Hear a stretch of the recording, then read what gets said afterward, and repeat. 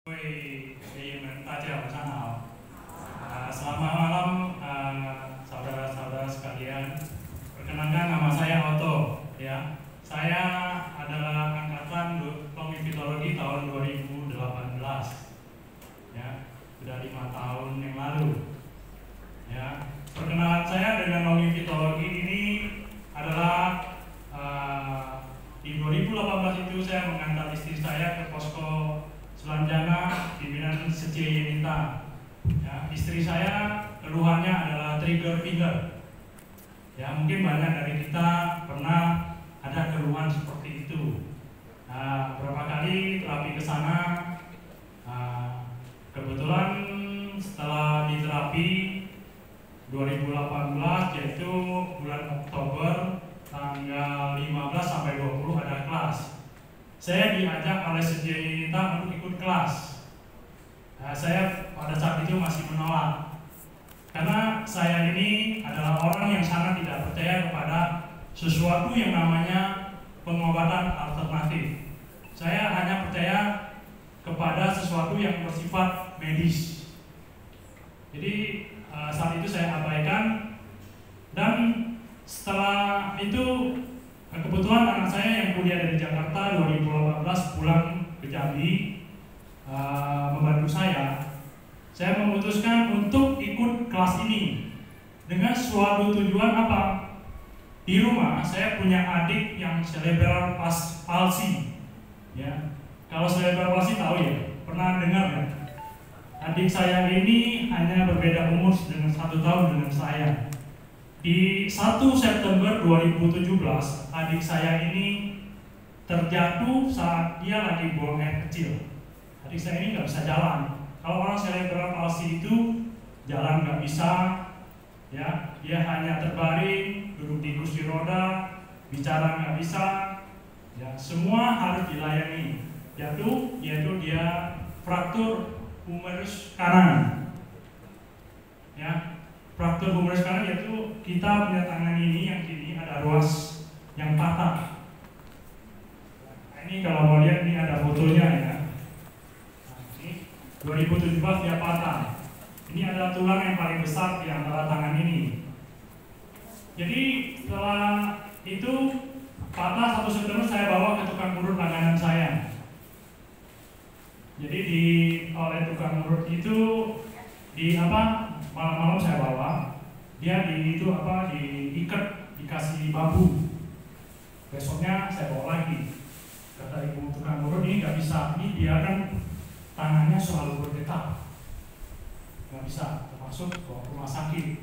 Di rumah sakit dioperasi sama dokter ortopedi yang senior di Jambi, sekarang sudah almarhum. Operasi pertama 1 minggu kemudian dia patah. Ada nggak gambarnya? Itu patah itu. 1 minggu kemudian patah.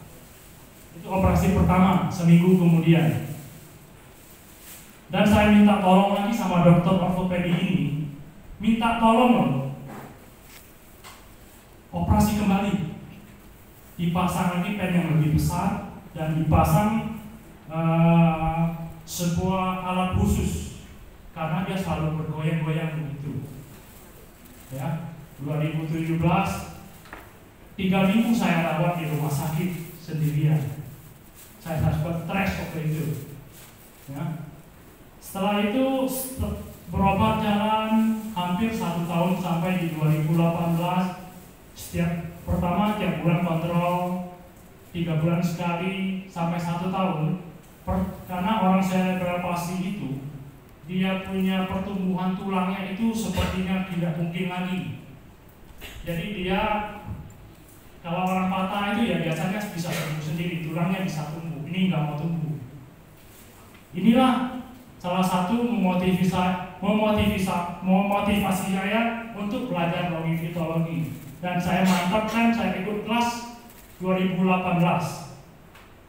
15 Oktober sampai 20 Oktober saya belajar. Nanti saya akan menguraikan bagaimana saya belajar. Mungkin sama dengan pengalaman saudara sekalian di kelas malam hari ini.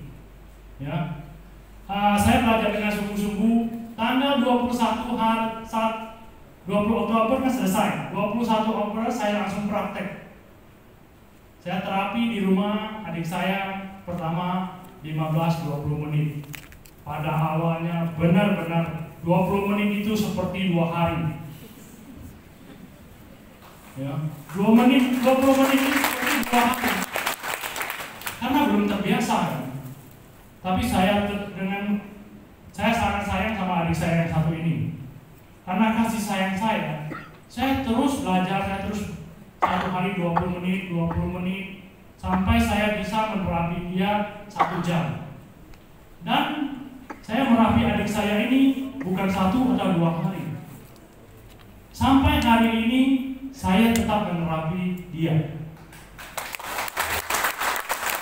Jadi saya jadwalnya setiap pulang kerja jam 5 sore, saya istirahat tepat, saya tetap terapi dari Senin sampai Sabtu, Senin sampai Jumat. Sabtu saya tidak terapi. Minggu saya pagi terapi. Terus begitu. Sampai setahun pun ya saya cek ronsen lagi, pertumbuhan tulangnya sudah ada. Sampai sekarang dia tangannya, tapi pennya masih ada di dalam. Saya nggak berani buka. Dan setelah itu, namanya orang dengan cerebral palsy itu, dia itu pertumbuhannya itu tidaklah seperti orang biasa. Ya, dia hanya terbaring di rumah. Ya, dulu dia kalau mau buang air besar, adik saya ini, kalau dia mau buang air besar itu seperti kalau kita lihat seperti apa? Kalau itu seperti kambing. Dia begini di belakang. Setelah dia jatuh nggak bisa, dia terbaring. Jadi timbullah keluhan namanya buang feses, buang air besar, nggak bisa. Kita perlu memerlukan obat-obatan seperti kalau kita boleh merek seperti Microlak ya, 2 hari sekali. Sampai-sampai kadang-kadang itu tidak bisa lagi pakai Microlak, sampai banyak sekali timbunan kotoran. Saya perlu pakai tangan. Saya perlu korek tangannya dari anusnya, seperti itu. Setelah itu keluhan ini saya terapi sekian waktu. Sekarang dia tidak perlu lagi Microlak, tidak perlu apa, dia bisa bawa air sendiri. 2 hari sekali terbaring di rumah. Banyak lagi keluhan lain seperti dia ada infeksi saluran kemih, dia juga saya terapi biarpun dia pernah dirawat ya. Saluran kemihnya pun sekarang sudah baik. Kalau kita lihat foto-fotonya, ini ya kita lihat ini. Fotonya ini posisi kemarin yang saya foto. Kita mau lihat badannya sudah itu. Kalau kita lihat foto yang ada lagi, ini yang sekarang. Ini yang tangan yang patah itu ya. Ini yang sudah bagus ya. Nah lagi belakang. Nah ini saat dioperasi 2 kali operasi besar ini. Nah ini lihat tuh, nampak kan itu tulang-tulangnya itu. Pertumbuhan badannya itu nggak bisa lagi. Saya bawa ke dokter rehabilitasi medik. Ini kalau orang cerebral palsy ini kata dokter, biasanya umurnya nggak lebih dari 30. Adik saya sekarang umurnya 55. Saya umurnya 56. Jadi sekarang durasi saya menerapi adik saya ini tidak lagi setiap hari. Ya, saya seminggu minimal 3 atau 4 kali. Tetap saya terapi setengah jam. Ya.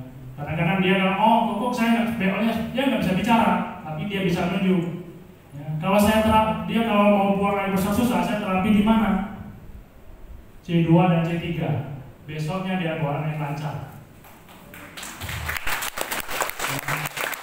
Jadi hampir sekarang dia ikut saya di rumah sehat, alhamdulillah. Ya.